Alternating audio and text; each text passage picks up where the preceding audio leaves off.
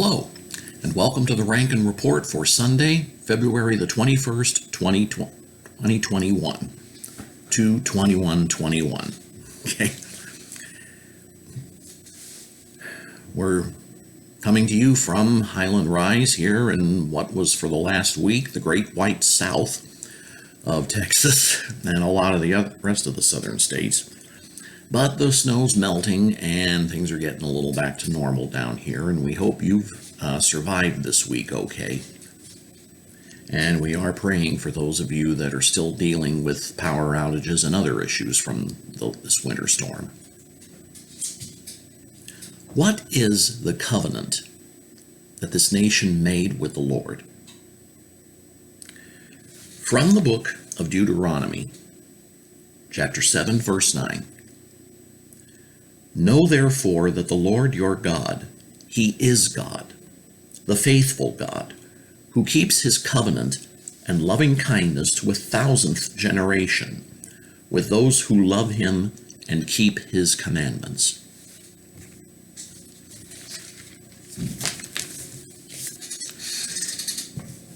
The founders made a covenant with the Lord after the Constitution we now have was put into place. As soon as George Washington was inaugurated as the first president under the current Constitution, everybody in the inauguration party left for church and went in and went through a service where they specifically asked the Lord to be the God of the United States of America. But what is that covenant? Among the people of this nation, there is a growing sense that those who we elected to office no longer represent those who elected them to that position. That the government the founders designed and implemented somehow is no longer in force or has gone way off track. And many of those in the government now desire a despotic rule, similar to that which pushed the founders to separate themselves from Great Britain in the first place. But this rule, this new despotic rule, is international in nature, one which would surrender American sovereignty to a government of elites ruling the entire planet, one to which the American people neither want nor have opportunity to vote to approve or disapprove. The problem is Americans by and large know that something is wrong, but they cannot seem to put it into words. They can't seem to define it. The decline of education regarding the history of this country, the history of the founding of the United States, and the mechanisms of its Constitution have left many Americans without the words to express the uneasy feeling they have over our current situation. Starting this week, what I intend to do is try, in my own small way, to remedy this by taking us back to the first of the American state papers, our founding documents, and that is the Declaration of Independence. The publication set before King George III, the American and the British people, and indeed the world in general, stating the founders' core beliefs, grievances, and steps taken in anywhere from 10 to 12 years, leading to the point of July 4th, 1776. My method is going to be to go through the Declaration paragraph by paragraph and line by line to show the founders' thoughts and both the differences and similarities to the conditions of nearly 250 years ago. History is not my educational specialty. It's mostly science. But what I am about to discuss can easily be verified by a little basic research on anyone's part. So, yeah, I'm about to start a little trouble. Come on along. Let's start with part 1, the preamble to the Declaration. Everybody knows there's a preamble to the Constitution, but there was a preamble to the Declaration as well. And that's the first paragraph of the Declaration. When, in the course of human events, it becomes necessary for one people to dissolve the political bands which have connected them with another, and to assume among the powers of the earth the separate and equal station to which the laws of nature and of nature's God entitle them, a decent respect to the opinions of mankind requires that they should declare the causes which impel them to the separation. Or perhaps in the more modern case, reassume among the powers of the earth might be a more accurate way to put it. People have this idea that the government no longer represents their interests. They're off on their own, doing their own thing, making themselves fabulously wealthy, and basically lording it over the people, giving them stuff they neither asked for nor want.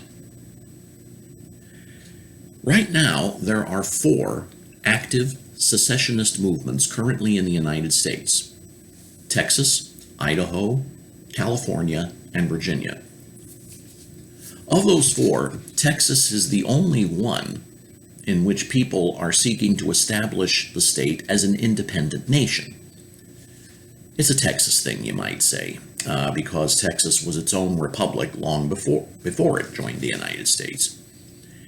I've always said that in their hearts, the Lone Star is still the Lone Star. Texas is simply humoring the rest of the Union by being part of it.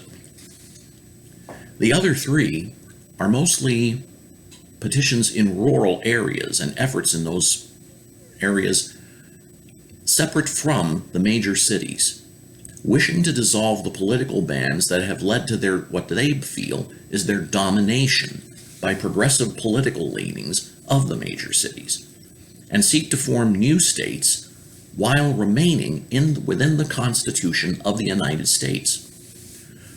The organizers of such movements hope that the new governments will be more responsive to their needs and their desires.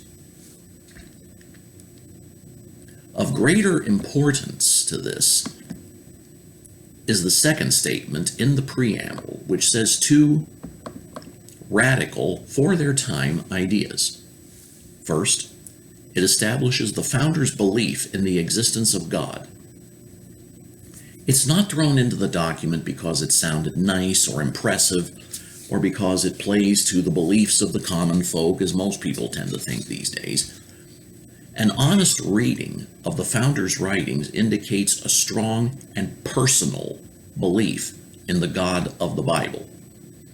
Not deism, as is the common idea used by modern historians to blow off any suggestions that they were really believers, but biblical Christianity of a stock that thrived and grew in the soil of the New World after its adherents were thrown out of or otherwise persuaded to depart from Europe.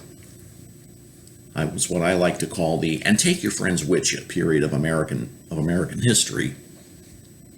Secondly, the founders believed that people, in effect, are entitled by nature and by God to dissolve their former political connections and establish their own when it becomes necessary to do so. Now, this will be further elaborated in the second paragraph of the Declaration, but this was still a revolutionary idea for the late 1700s. In addition, saying that God gives people permission to make the changes they feel are necessary struck a blow at the concept of the divine right of kings to rule, which was basically cooked up by kings as a method of saying, hey, don't mess with us. God told us we can run this place. The founders' interpretation of Scripture was that when rulers do not act in line with God's laws as expressed in Scripture, acting against the interest of the people they were charged with protecting, then rulers have lost their authority from God to rule, and the people have the right to set up new rulers that will act in line with Scripture to protect the people. Because of this belief, the British colonies in North America not only felt entitled to change their government, but obligated to tell the world why they were doing so. The government in Washington has, in the eyes of many, taken on an adversarial relationship to the people, many of whom are still believers in one form or another. Laws and regulations are passed that require the people to uphold, either by threat of punishment, fines, imprisonment, whatever, or by taxation of their earnings, organizations and causes they strongly disagree with. These people then must face the choice of either obeying the law and being, by extension, a party to the offense, or, in order to obey their conscience, become lawbreakers, rather than do what they sincerely believe is a violation of God's laws. Most of these people would probably explain the situation as not so much separating from the government, as the government separating from them. The irony is that those believers are trying to be heard. These believers want people to know why they have a problem. But the government's allies in media are preventing this. And it's not just the news services. Social media has taken on an idea where you've got to, shut this whole thing down. Don't listen to them. To pay no attention to those people over there. So, the first paragraph, the preamble, sets up the beginnings of the founder's statements, and we compare that to modern times. This is but the preamble to the Declaration. The founder's ideas would be elaborated further